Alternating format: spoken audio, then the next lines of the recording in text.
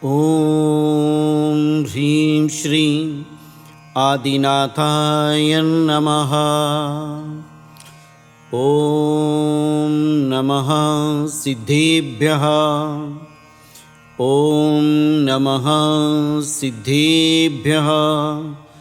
ॐ नमः सिद्धेभ्यः। श्रोते हो, जय जिनेंद्र। आज आपण भक्तामर स्तोत्रमधील काव्य क्रमांक 40 ऐकणार आहोत।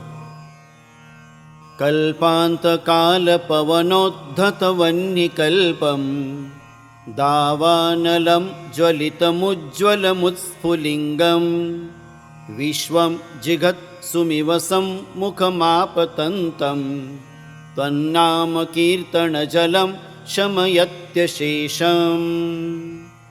हे भगवन, आपल्या नावांचे यशोगानरूपी पाणी प्रलयकालच्या वायूच्या प्रचंड अग्निसमान प्रज्वलित उजळ व ज्यावरून राखेचा भाग निघून गेलेला आहे अशा पृथ्वीला भक्षण करण्याची इच्छा करण्यासारखा समोर आलेला दावानल अग्निसुद्धा संपूर्णपणे विझवून टाकतो।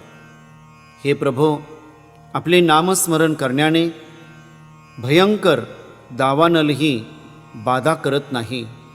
अशी आपली भक्ती करणारा, आपल्या चरणात शरण घेणारा प्रत्येक जीव त्याचे कल्याण होते। ब्रह्ममुहूर्तावरती शुद्धतापूर्वक लाल रंगाचे वस्त्र धारण करून पूर्व दिशेला यंत्राचे मुख असावे। मंगल कलश स्थापना करून दीप धूप लावून आपण स्वतः लाल आसनावरती उत्तर दिशाकडे मुख करून बसावे। गुग्गुळची धूप या ठिकाणी महत्त्वपूर्ण आहे। 40 नंबरचे काव्य वृद्धी जाप आणि मंत्र 12,000 वेळा आपण याची आराधना करावी, त्याने याची सिद्धी होते। याचे फल आहे सर्व अग्निशामक। ओम ह्रीं संसाराग्नि तापनिवारकाय श्री आदिनाथ जिनेंद्राय अर्घ्यं निर्वपामिति स्वाहा। श्रोते हो, आज आपण भक्तामर स्तोत्रमधील काव्य क्रमांक 40 ऐकलो आहोत।